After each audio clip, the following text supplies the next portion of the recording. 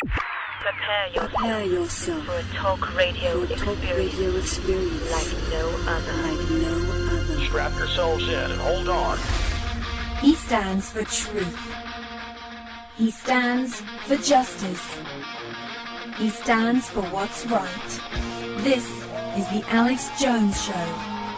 Call Alex now, toll free, at 877-590-5525. Now live from Austin, Texas, here's Alex Jones. But right now, here is Charlton Heston, my interview with him 7 years ago, January 18th,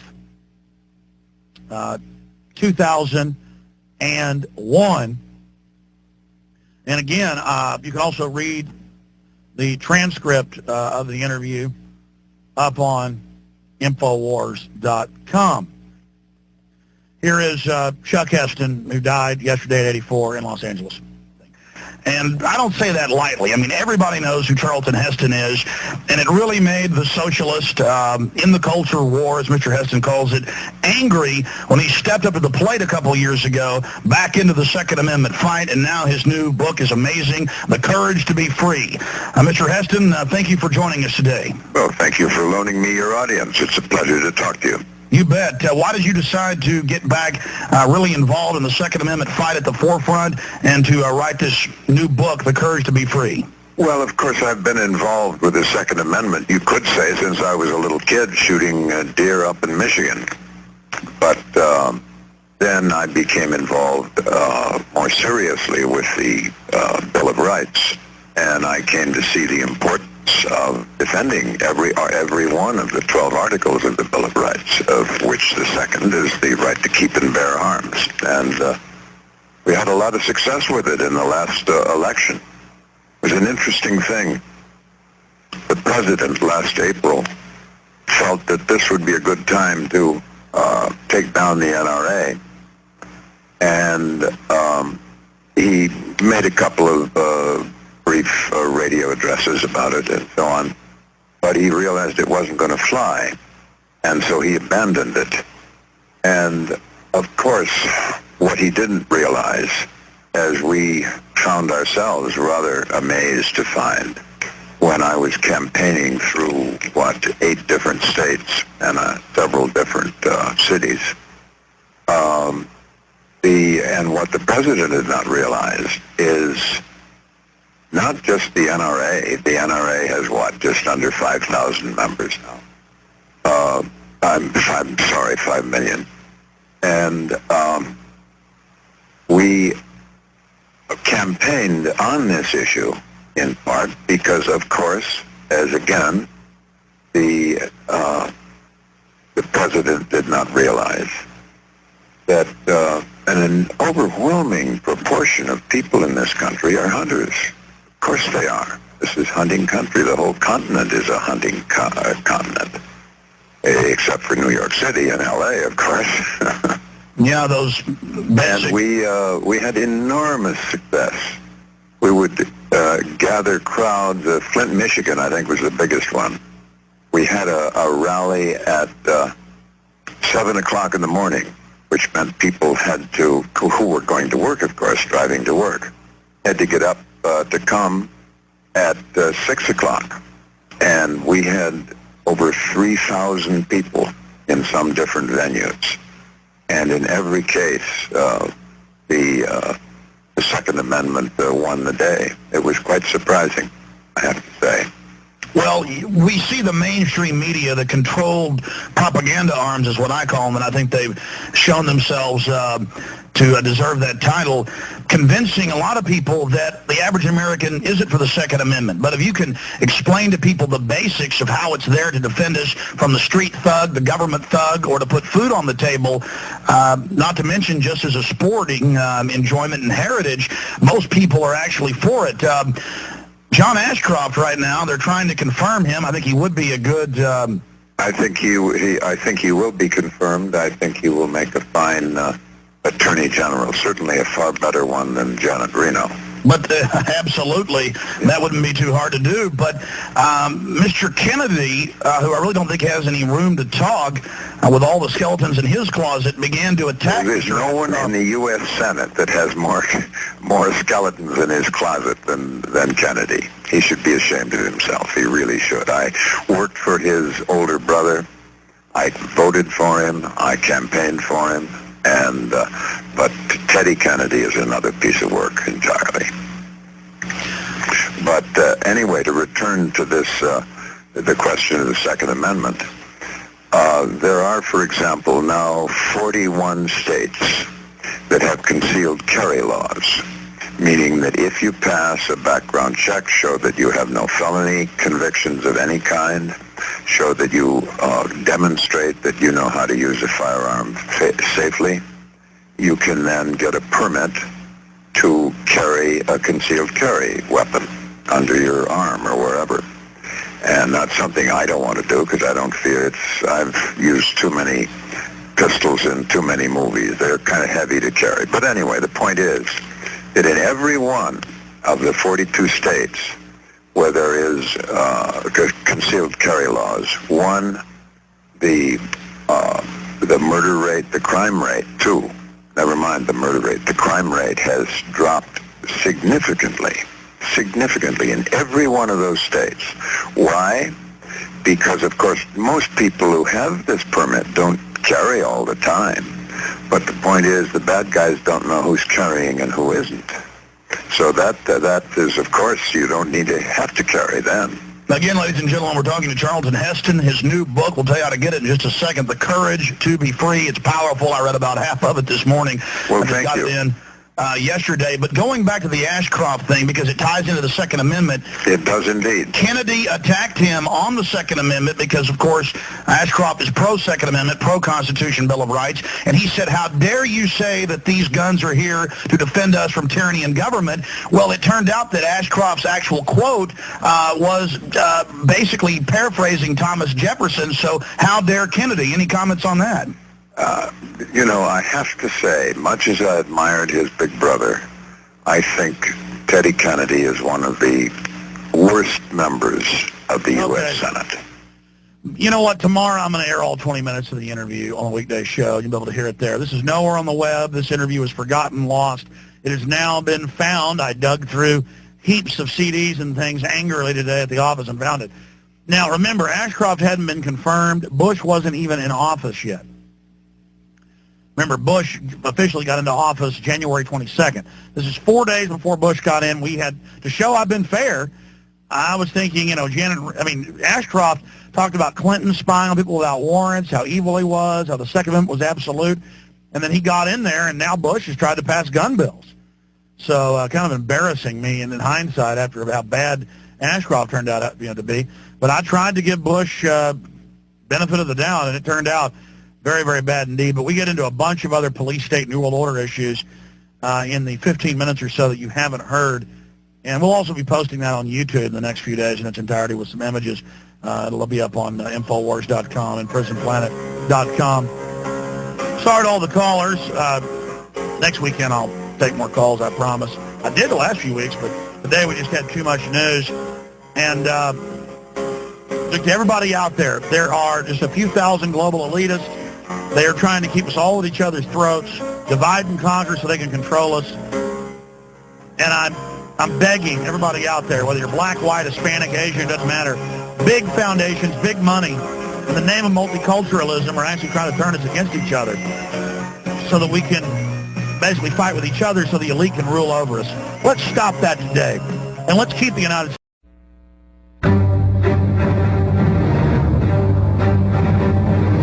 Big Brother, mainstream media, government cover-ups. You want answers? Well, so does he.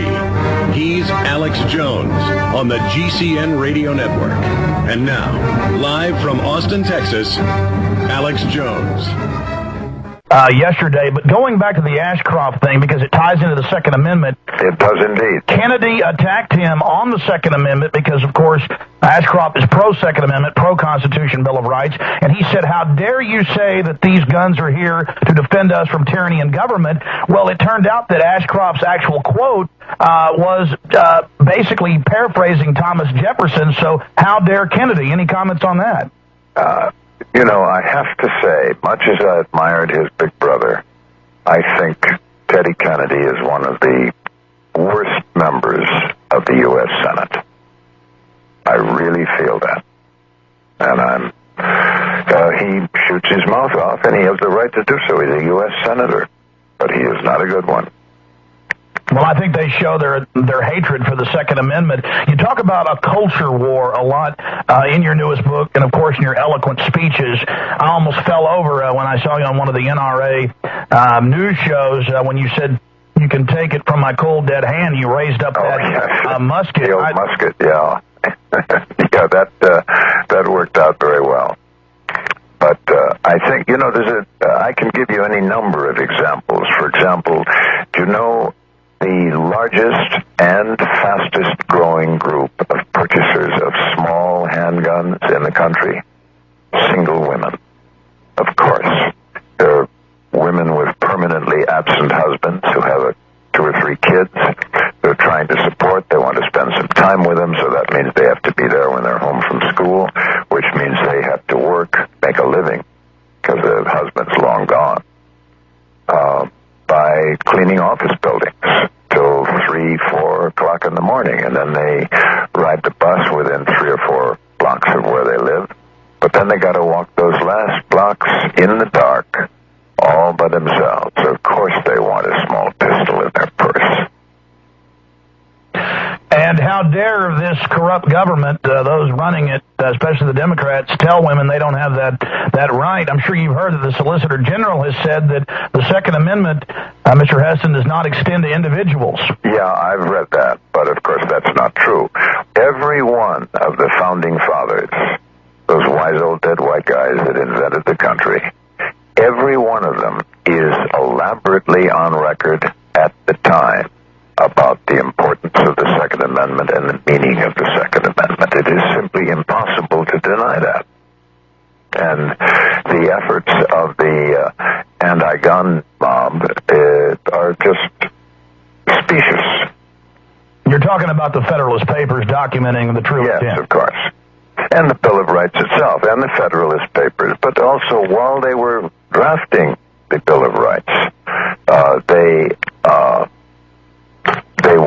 they wrote, every one of them wrote papers on this, as you said, one of the Federalist Papers. Mr. Heston, I know you're incredibly busy. We've got a real short 3-minute break right here. If you can stay with us, I want to... Sure, I'm here. I'm fine. Fantastic. I want to tell folks how to get the courage to be free. And if every one of you out there doesn't get in the fight like Mr. Heston has done for the Second Amendment, we're going to lose it. And, well, we know who was for gun control, Hitler, Stalin, Mao, you name it. I want to bring up that historical fact to Mr. Heston that has lived over quite a few decades watching tyrants globally. We'll be right back. This is Genesis and the Liberty Works Radio Network. Stay with us. The Genesis Communications Radio Network proudly presents The Alex Jones Show, because there's a war on for your mind. All right, we're back live, ladies and gentlemen. And one of our talk show hosts, Dave Unclice, just called in and said that he'd be happy to donate his song, and it's awesome. You can take it from my cold, dead hands. Probably have to send Mr. Heston a copy of that. We're talking to Charlton Heston, his new book, The Courage to be Free. And right now I'm going to tell you how to get it, ladies and gentlemen. You really need to order this book. You need to, after you're done reading it, pass it on to friends. It's a toll-free number to call. It's 800-697-8844. That's 800-697-8844. Or go to the website.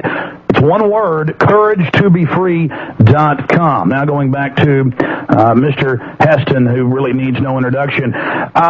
Tyranny. I mean, isn't that one of the strongest arguments against gun control and restricting law? Absolutely. And I'm so glad you asked me that question, because if we consider that our revolution was the first and most significant, close to a democratic government since the founding of the Roman Republic. Then following our revolution, successful, was the French Revolution, which quickly collapsed into the Bloody Terror, followed by the dictatorship of Napoleon, followed in due time by the dictatorships of Hitler and Mussolini and Stalin. And mind you, two of those men, both Hitler and Mussolini, were elected by democratic procedure. And then we get to Pol Pot and Laurent Kabila, who was killed just the day before yesterday, I believe. I think God will not miss him. And Mao Zedong, and of course Fidel Castro. And every one of these monsters, and I think it's fair to call them that, every one of them, their first act on taking office, including the two that were elected democratically, their first thing they did was to confiscate all privately held firearms. The defense rests. Absolutely, Mr. Heston. Again, Charlton Heston, ladies and gentlemen. In fact, I've looked at the actual numbers, and accountants and others have, and the states with the highest taxes have the most egregious gun control. I don't think that's an accident. No, I don't think so either. It's the firm intent of the liberal left, no question. Well, how can they even get away with the term liberal, meaning they're into freedom? I see the so-called liberal left militarizing the police, building prisons everywhere, and going after good people's guns. Well, of course, originally, the idea of being a liberal meant a certain concern for the rights of the individual. Now it doesn't mean anything like that. Now it means the rights of the government. And we have to constantly stand against that. Well, the left has really had a problem coming after you because on the subject of, the God-given rights of black people in this country, you were right out there at the forefront fighting. When there were real environmental problems, you were out there at the forefront fighting. And now they're like, what is Heston doing? He's out there fighting for the Second Amendment. How dare him? I actually saw some guys on one of the big classic movie shows bad-mouthing you before they aired Soylent Green, which is one of my favorites. There you go. But I have to tell you, on the other day, on Martin Luther King Day, I was invited by CORE to attend their banquet, and I was the principal speaker, and they gave me a bust of Dr. King, which, having spent as much time as I was able to do with him, I'm very proud to have. So it's really hard for them to attack your record. I mean, this really is another human right to be able to defend ourselves. Absolutely. It is certainly among the first of human rights. Again, folks, the book, The Courage to Be Free, the website, thecouragetobefree.com. That's one word, thecouragetobefree.com. When we come back in the next segment, Mr. Heston would have left us, but I'll give you the number again to get the book, and I'd imagine it's in all the major bookstores, or should be. Last question, where do you see the fight in the next 2 years? I think it's critical if the socialists, known as the Democrats, win control of the House and the Senate. We could even, in 4 years, have the first gentleman bill back in the White House with Hillary as the president. No, we couldn't get Mr. Clinton back. That would be against the Constitution. Yeah, 22nd Amendment, but he'll still be back in the White House as the first gentleman. See the joke? Yeah. Do you think Mrs. Clinton can be elected? I don't think so. I'm not sure. Well, we're going to have to work on that, aren't we? Well, we certainly are. In fact, I have to tell you, Mr. Heston, I'm glad to see the NRA getting more hardcore. Yeah, we've got to do it. It's too important. We've tried to keep out of that fight, but I think this last election proved that it was important to stay with it. Every American should vote. I've seen one of your news shows on where you admit the UN and others are involved actively internationally to get our guns. Yeah, oh yes, indeed, absolutely. Well, Mr. Heston, God bless you for joining us, and I appreciate your long fight for people's rights, and I know you will continue, and best of luck. And thank you for loaning me your audience. It's been a pleasure and a privilege. God bless you, sir. And you. We'll be right back.